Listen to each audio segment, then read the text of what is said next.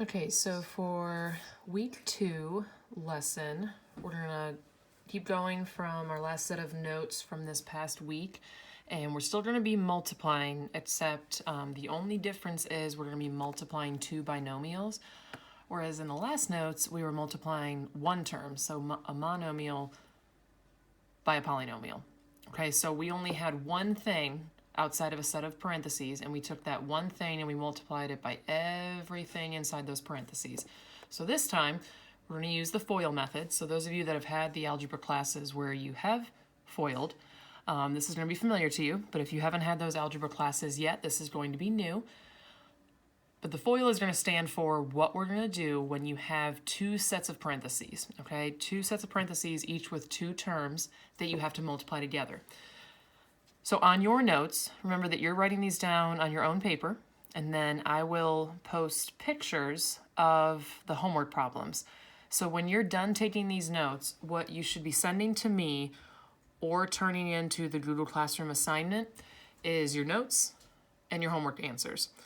So you don't have to make your paper look exactly like mine, but I do need you to have the information that I write down. Okay, so if you're titling these notes, this is going to be the work for the whole week is multiplying binomials. Okay, it says when we do that, we're going to distribute each term in the first binomial, so the first set of parentheses, to each term in the other one, which is going to be our second set of parentheses. Then if you need to, combine like terms. Okay, in order to combine like terms, they have to have the same letter and the same exponent. Okay, so our FOIL method that I mentioned, this is going to stand for the first, outer, inner, and last. So this is the order that we're going to multiply our binomials and then get our answer. Okay, what that means is, in our first example here, we have x plus 2 times x plus 4. So when you FOIL, you take the first terms in each parentheses. I'm going to draw lines from one to the other. So these are the first terms, an x and an x. All we're doing is multiplying. So we're going to take those first terms, multiply them. Then it says take the two outside terms. So we're going to take our outside terms, which is basically the first and the last. Okay, so we've got our first terms in each set of parentheses. We've got the outside terms, so this first term and this last one. And then you take the inner terms and multiply those. So our inside terms are the 2 and the x. So if we're looking at this as like one sentence, okay, this is the inside of the sentence. These are on the outside. And the last thing you do is take those last terms, which is the 2 and the 4. Okay, we're multiplying the first, the outer, the inner, and the last. So multiplication is all we're doing. So if I take, and this would have been in our last notes too, if I take x times x, remember when you're multiplying with exponents, you add the exponents. So this is like taking x to the first times x to the first. I don't write two x's, I write what 1 plus 1 is, which is 2. Okay, so this is a result of doing the first. Now we're going to do the outer. So the outer is the x and the 4. If you take an x times a 4, you can just write those next to each other, and they're 4x. Now we're going to do the inner terms. So the inner terms are a 2 times the x. So same thing as what we just wrote down. You can just write those two things next to each other. 2 times x, 2x. Now we do the last. So the last is easy. That's usually where your constants are. This is just a 2 times a 4, which is 8. Okay, so that is foiling out this multiplication. We did the first terms, the outside terms, the inner, and then the last. So the other thing you have to make sure you're checking in your answer is, do you have to combine any like terms? So I see right here, these terms have the same letter, and they have the same exponent, which even though we don't see it, it's a 1. Okay, so this x squared is just going to stay x squared. There's no other x squareds in our answer to combine it with, but if we combine a 4x and a 2x, you get 6x. And then the 8 has no other constants, no other numbers by itself to combine with, so it just stays an 8. So our answer for the first example is x squared plus 6x plus 8. Okay, let's do the second example, example 2. If you want to draw these lines or these arrows, I suggest doing it because it helps you keep track of what's first, what's outside, what's inside, what's last. So first, outer, inner, and then last. Okay, so our first terms, we've got an x times an x. Okay, even though this 2's here, we can still multiply that. So this is technically doing a 2 times a 1, because this right here, even though it just has an x, is a 1x. So 2 times 1 is 2. Now x times x, remember, imagine there's an exponent of 1 after each of these. So when you're multiplying with exponents, you add them. So 1 plus 1 is 2 again. So we've got 2x squared from doing the first terms. Now the outer are a 2x and a minus 5. So I know if I'm multiplying a positive number by a negative number, my answer is going to be negative. 2x times 5 would give you 10x. On the inside, we just have a nice easy 1 times x. And they were both positive, so I'm going to write plus. Now you can write 1x, but as you guys know, and as we've seen before, the 1's usually not written, so I just wrote x. And then the last terms are the 1 and the negative 5. So if you do 1 times negative 5, you get negative 5. Okay, and the last thing you want to do, just make sure you can combine, if you can combine any like terms, that you do that, and then your answer's done. So there are no other x squareds, so this one is going to stay exactly how it is. Now, if we're combining our x terms, okay, we're combining a negative 10 with a positive 1. So what's negative 10 plus 1? It's negative 9. So that stays with just the x after it. Okay, and then the minus 5 stays a minus 5. There are no other constants. So here's our final example answer, at least the ones that are numbered as examples. And then I'm going to do a few of these with you just like this past week, and then I will post the homework problems, which is just going to be doing the same exact thing from our notes. Okay, so the directions will tell you to find the product. The product is the answer to a multiplication problem.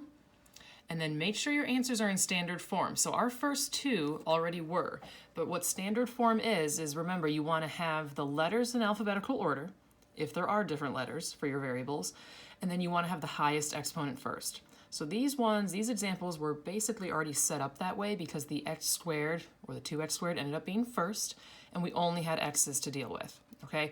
Your plain numbers, which are your constants, those are always going to be at the end, okay, because they have no variable, and they don't have an exponent. Okay, so for these next few examples I'm going to do, I'm just going to be drawing the lines for FOIL to the first, the outer, the inner, and the last. And then I just want you to make sure you're copying down these problems and then getting the same answer that I'm getting. Okay, so we've got our first, our outer, our inner, and then our last. Okay, so the first is a y times a y. If we add those exponents, we get y squared, 1 plus 1. The outside terms are just a 1 times a y. So remember, you don't have to write the 1. You can just write the y. Our inside terms are an 8 times a y, which gives us 8y. And the last is 8 times 1, which gives us 8. So the only two we have, again, to combine are the y's, which have an exponent of 1. So I'm going to write the final answer above it because I don't have much room below it. So y squared stays. 1y plus 8y is 9y. And then there's just a constant of 8 at the end. Okay, I'm going to skip over number 2 because it's basically the same setup, just with different letters. I'm going to go over here to number 4. So I'm going to circle number 1 because I did that. Now I'm going to do number 4. Okay, so same thing. Multiply the first terms, the outside, the inside, and the last. Okay, so x times x. Add the exponents, you get 2. The inner is a 2 times x, so that's a positive 2x.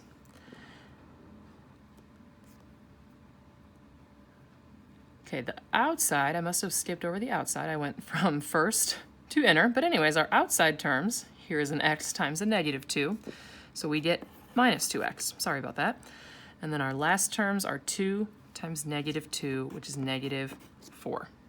Okay, so since we have to check and combine like terms if you can, I see my like terms are right here.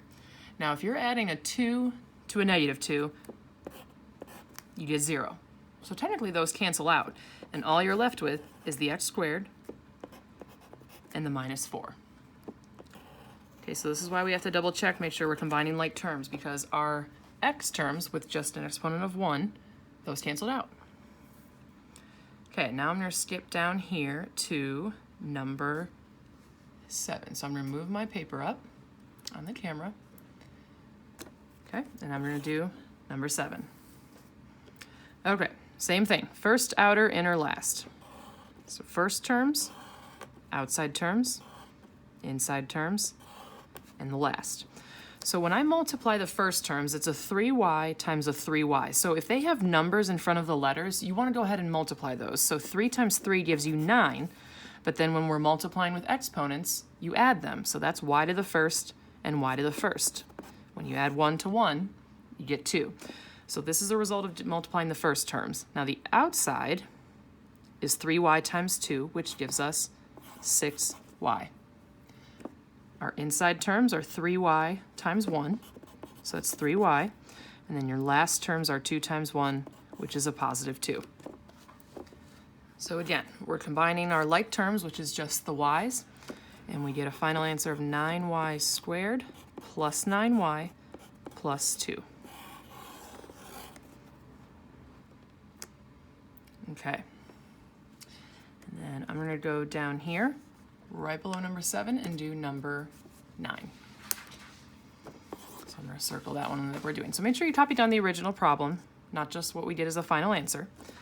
And again, I'm going to draw my lines. First to first, outer to outer, inner to inner, and the last. So with our first terms, we have an 8h times a 3h. So that should give us 24h squared, because you add your exponents.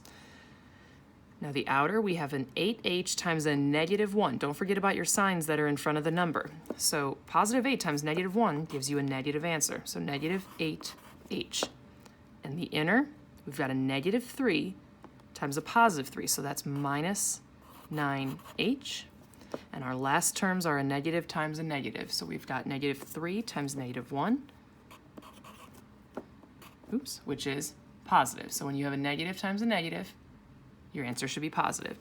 So again, our like terms are just our h's. Okay, so 24h squared stays. -8 plus -9, or -8 minus 9, gives us -17h. And the 3 just stays, whoops, a 3. Okay, so just make sure when you've got binomial times binomial that you're using FOIL, first, outer, inner, last. And we're still multiplying, so remember your multiplication rule with exponents. You add the exponents if you're multiplying with variables. Okay, so that's it for these notes, so just make sure you have all of the examples written down and the answers. And then this is going to be one of the 2 assignments basically for the week. So remember, you have to send me a picture of your notes, and then you have to send me a picture of your homework answers, because at the end of the week I post an answer key. Okay, if it's technically sent to me after the answer key is posted, it's late. All right, because all we have for the whole week for Math Transitions is 1 set of notes and then 1 homework. Okay, so I'm going to stop the video and then post your homework questions.